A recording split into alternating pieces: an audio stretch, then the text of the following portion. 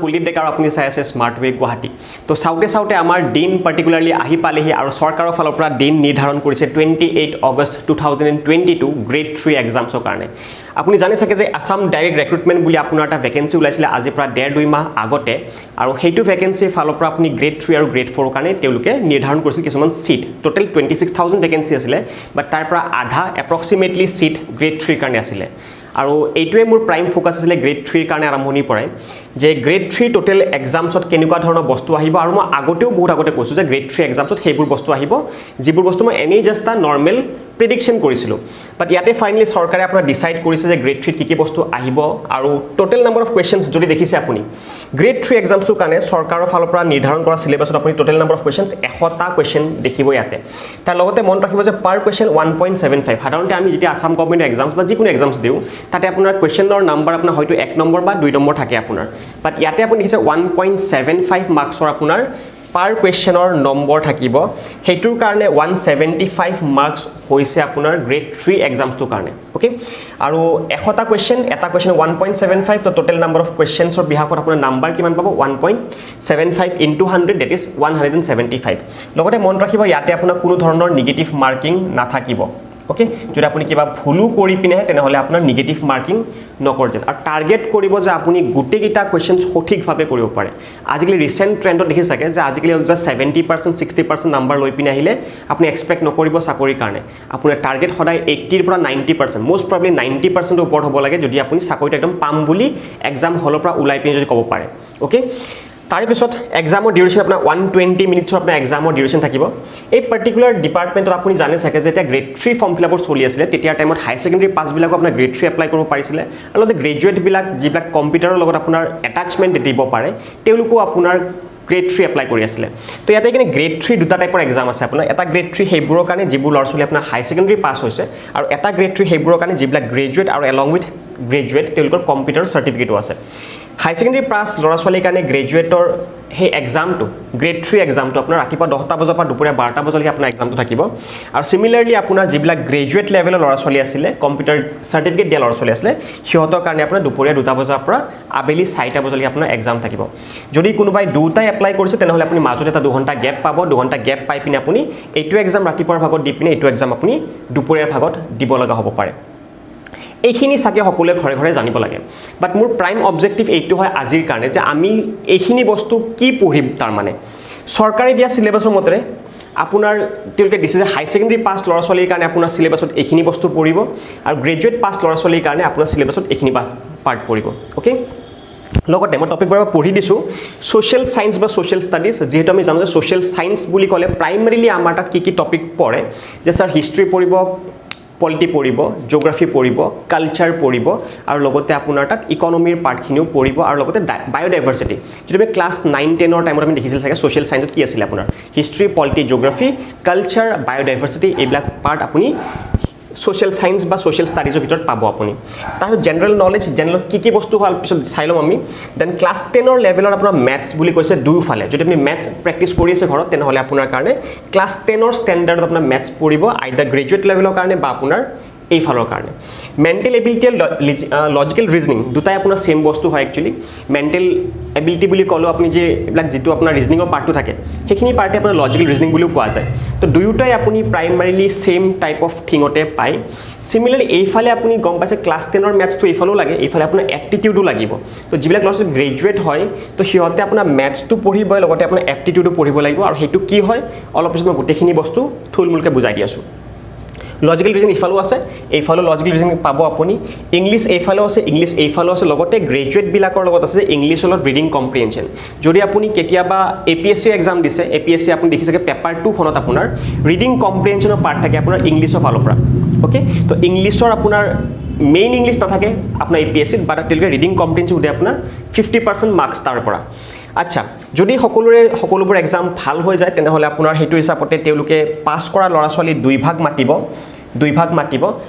ইচ পোষ্টৰ কাৰণে সাপোজ মই কৈছো 13141 টা পোষ্ট আছে তো তাৰ মানে পাস কৰা লৰাছলি কিমান হ'ব এপ্ৰক্সিমেটলি 26282 তো 26000 282টা ল'ৰা ছোৱালী আপোনাৰ প্ৰথম এই এক্সামটো ৰিটেন এক্সামত পাছ হ'ব তাৰ মানে ওকে তো তাৰ পৰা গম পালোঁ আমি আৰু লগতে তাৰপিছত সিহঁতৰ কাৰণে কম্পিউটাৰ টেষ্ট হ'ব যিবিলাক কম্পিউটাৰৰ বিহাফত তেওঁলোকৰ ডিপাৰ্টমেণ্টবোৰ আছিলে তো কম্পিউটাৰ টেষ্ট হোৱাৰ পিছত যিটো ফাইনেলি ৰিজাল্ট আহিব সেই ৰিজাল্টটোৱে তেওঁলোকৰ কাৰণে ফাইনেল মাৰ্কশ্বিট হিচাপে পাব সকলোৱে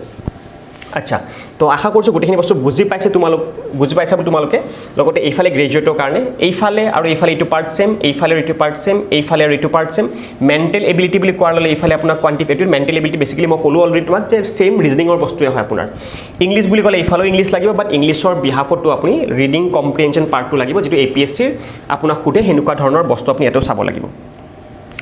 নেক্সট এতিয়া টপিকবিলাক কি পঢ়িম এখন সাগৰ আছে দেখিবলৈ টপিকটোত আপোনাৰ সৰু সৰু টপিক বাট এখন সাগৰ হয় আপোনাৰ হয় নাই GS বুলি ক'লে যদি আপুনি বেলেগৰ কাৰণে 1 ঘণ্টা পঢ়ি আছে GSৰ কাৰণে আপুনি 2 ঘণ্টা পঢ়িব লাগিব সোশ্যাল সায়েন্স বা ষ্টাডিজত কি পঢ়ে মই অলৰেডি কৈছোঁ যে হিষ্ট্ৰী পঢ়িব জিঅ'গ্ৰাফি পঢ়িব পলিটি পঢ়িব ইকনমি পঢ়িব বায়'ডাইভাৰ্চিটি পঢ়িব কালচাৰ পঢ়িব হিষ্ট্ৰী বুলি ক'লে আকৌ এবাৰ আসাম হিষ্ট্ৰীও আছে আপোনাৰ তাত নেশ্যনেল হিষ্ট্ৰীবিলাকো আছে সেইখিনি জিঅ'গ্ৰাফি বুলি কোৱাৰ লগে আপুনি নেশ্যনেলো পাব ইণ্টাৰনেশ্যনেলো পাব আসামো পাব তো 3টা পাৰ্ট জিঅ'গ্ৰাফিৰ পৰা আছে পলিটি বুলি কোৱাৰ লগে আপোনাৰ আসাম পলিটিও আছে আপোনাৰ নেশ্যনেল পলিটিও আছে আসাম পলিটি যেনেকুৱা টাইপৰ আপোনাৰ কুৱেশ্যন থাকে ফৰ এক্সাম্পল লোকসভাৰ পৰা আমাৰ ৰাষ্ট্ৰপতিয়ে আপোনাৰ লোকসভাৰ পৰা আমাৰ অসমৰ ফালৰ পৰা কিমানটা ব্যক্তি যায় আপোনাৰ ৰাজ্যসভাৰ পৰা কিমানটা ব্যক্তি যায় তেনেকুৱাকৈ এটা পঞ্চায়তৰ ইলেকশ্যন আপোনাৰ কোনে কণ্ডাক্ট কৰিব পাৰে পঞ্চায়তৰ আপোনাৰ ৱুমেনৰ কাৰণে কিমানটা ৰিজাৰ্ভেশ্যন থাকে তো তেনেকুৱা ধৰণৰ বস্তু আপোনাৰ আসামৰ পলিটি বুজি পাইছে পঞ্চায়তৰ বস্তুবিলাক আৰু national polity parts article constitution এইবিলাক গোটেইখিনি বস্তু আপুনি পলিটিত নেশ্যনেল বিহাফত পাই আছে ইকনমি বুলি কোৱাৰ লগে লগে কাৰ কোনটো প্ৰডাকশ্যন টিৰ কাৰণে কিমান প্ৰডাকশ্যন আমাৰ আইৰণৰ কাৰণে আমাৰ ইণ্ডিয়া কিমান প্ৰডাকশ্যন এইবিলাক ইকনমি আণ্ডাৰত পৰিব আপোনাৰ ঠিক আছে দেন বায়'ডাইভাৰ্চিটি বুলি কোৱাৰ লগে কোনখন নেশ্যনেল পাৰ্ক কোনটো ঠাইত কোনখন ৱাইল্ড লাইফ চেঞ্চুৰী কোনটো ঠাইত অসমৰ বিহাফতো লাগিব আৰু লগতে আপুনি চাগে গম পাইছে যে আপোনাৰ নেশ্যনেল ইম্পৰ্টেঞ্চ হিচাপে আপুনি বায়'ডাইভাৰ্চিটি পঢ়িব লাগিব কালচাৰ বুলি ক'লে অসমৰ কাৰণেও হয় এটা এক্সাম্পল বড়োবিলাকে আপোনাৰ ডিঙিত ওলোমাই লোৱা আপোনাৰ আমাৰ যেনেকুৱা অসমীয়াৰ গামোচা থাকে তো তেওঁলোকৰ কাৰণে সেই নামটো কি হয় তো এনেকুৱা ধৰণৰ বস্তু তেওঁলোকৰ কাৰণে কালচাৰত পৰিব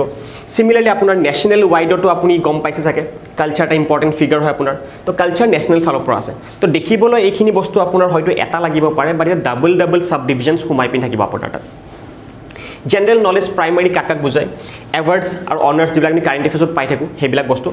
ডেজ লাগিব ইম্পৰ্টেণ্ট ডেজবিলাক ৱৰ্ল্ড লিটাৰেচি ডে কেতিয়া আপোনাৰ হিন্দী দিৱস কেতিয়া পালন কৰোঁ কনষ্টিটিউশ্যন ডে আপোনাৰ যিখিনি হাইকোৰ্টত সুধিছিলে আপুনি তো তেনেকুৱা ধৰণৰ ডেজবোৰ কাৰেঞ্চি আপোনাৰ ছাপ'জ চৌদি আৰবিয়াৰ কাৰেঞ্চিটোৰ নাম কি হয় আপোনাৰ জাপানৰ কাৰেঞ্চিৰ নাম কি হয় আপোনাৰ বুজি পাইছে তো এনেকুৱা এটা বস্তু কাৰেঞ্চিৰ কাৰণে কেপিটেলছবিলাক বিভিন্ন দেশৰ আপোনাৰ কেপিটেলছবিলাক এলজেৰিয়াৰ কেপিটেলৰ নাম কি হয় আপোনাৰ চাডৰ কেপিটেলৰ নাম কি হয় আপোনাৰ বুজি পাইছে তো এনেকুৱা টাইপৰ কেপিটেলছ আৰু কাৰেঞ্চিছবিলাকো আপুনি পঢ়িব লাগিব প্ৰাইমাৰীলি ফ'কাছ কৰিব এছিয়াৰ বিহাফৰ অলপমান কাণ্ট্ৰিবিলাকৰ কেপিটেলছ আৰু কাৰেঞ্চিছবিলাক আগতে পঢ়ি ল'বৰ কাৰণে নেক্সট ইণ্টাৰনেশ্যনেল অৰ্গেনাইজেশ্যনবিলাক আপোনাৰ ৱৰ্ল্ড ট্ৰেড অৰ্গেনাইজেশ্যনৰ হেডকোৱাৰ্টাৰ ক'ত আছে আপোনাৰ বুজি পাইছে তো তেনেকুৱা ধৰণৰ বস্তু দেন চেঞ্চাছ 2011খনেই বৰ্তমান আপুনি চাব লাগিব তো চেঞ্চাছো আপোনাক জেনেৰেল নলেজৰ ভিতৰতে পৰিব ফাৰ্ষ্ট ইন ইণ্ডিয়া বা ৱৰ্ল্ড প্ৰথমটো ভাৰতীয় ব্যক্তি এইটো কাম কৰা প্ৰথমটো গোটেই পৃথিৱীৰ ভিতৰত যোনে এইটো কাম কৰিছে তো এনেকুৱা আপোনাৰ ফাৰ্ষ্ট ইন ইণ্ডিয়া বা ৱৰ্ল্ড স্পৰ্টছৰ বিহাফত স্পেচিয়েলি আপুনি কাৰেণ্ট এফেয়াৰ্ছবোৰ চাব লাগিব বা আপোনাৰ ভোগেশ্বৰ বৰুৱা আপোনাৰ কোনটো সময়ৰ মানে ছাপ'জ এটা এক্সাম্পল ভোগেশ্বৰ বৰুৱা কোনটো সময়ত আপোনাৰ এইটো এৱাৰ্ড পালে তেখেতে কোনটো এৱাৰ্ড কেতিয়া পালে তো তেনেকুৱা টাইপৰ স্পৰ্টছৰ বিহাফত সেইবোৰ কণ্টেক্সত এৱাৰ্ডছবিলাক তো এখন সাগৰ বুজি পাইছোঁ আমি ছ'চিয়েল ছায়েন্স বা আপোনাৰ জেনেৰেল নলেজ কাক বুজায়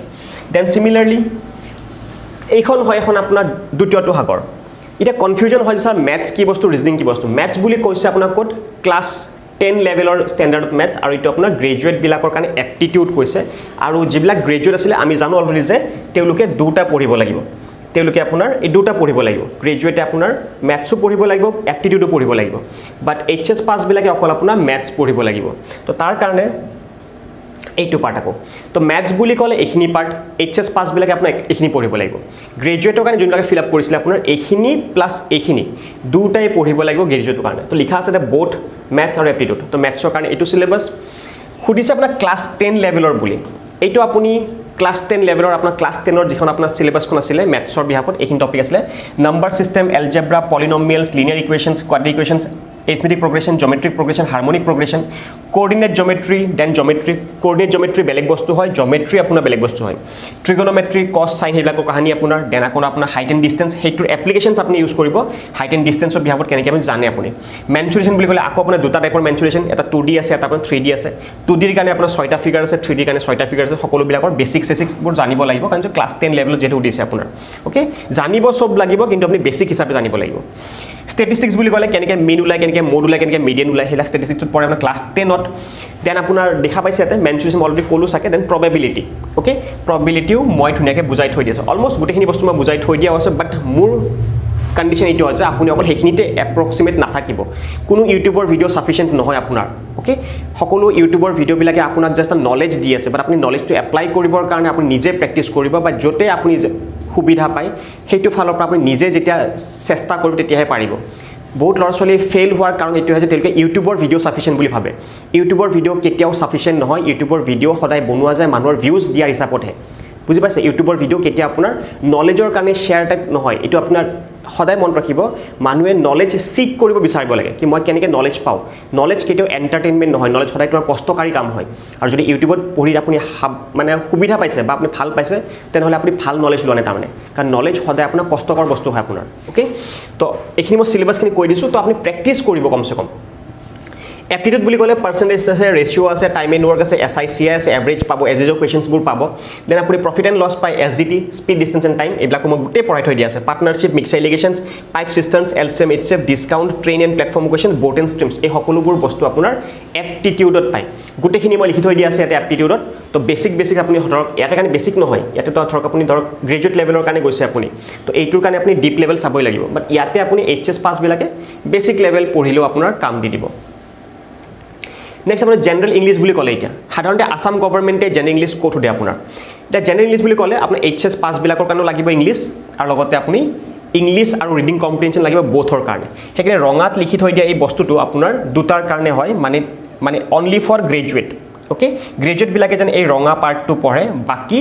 এইখিনি নালাগে নেকি? এইখিনিও লাগিব, এইখিনিতো লাগিবই, লগতে গ্ৰেজুৱেটবিলাকে এই ৰেড পাৰ্টটো পঢ়িব লাগিব। আৰু বাকী HS পাৰ্টবিলাকে আপুনি এই যে ব্লেক কালাৰত লিখিছোঁ মই সেইটো পঢ়িব লাগিব। ফ্ৰেজেছ, ইডিয়ামছ, পাৰ্টিকুলাৰ এটা মহাৱৰী আপোনাৰ দিব, সেই মহাৱৰীটো আপোনাৰ ইংলিছত মিনিং কি বুজায়। আৰ্টিকেলছ এ এণ্ড দা কেনেকৈ বহে আপোনাৰ, প্ৰিপজিশ্যনছবিলাকৰ কাৰণে ফিল ইন দ্য ব্লেংকছবোৰ আমি জানো। দেন টেন্সেছবিলাকৰ ৰাইট ইউজ অফ টেন্সেছ কেনেকৈ কোনটো পৰে আপোনাৰ। ওৱান অফ ৱৰ্ড ছাবষ্টিটিউশ্যন, এইটো আপোনাৰ বিৰাট ইম্পৰ্টেণ্ট হয় আছাম গভৰ্ণমেণ্টৰ এক্সাম কাৰণে। Narration, voice,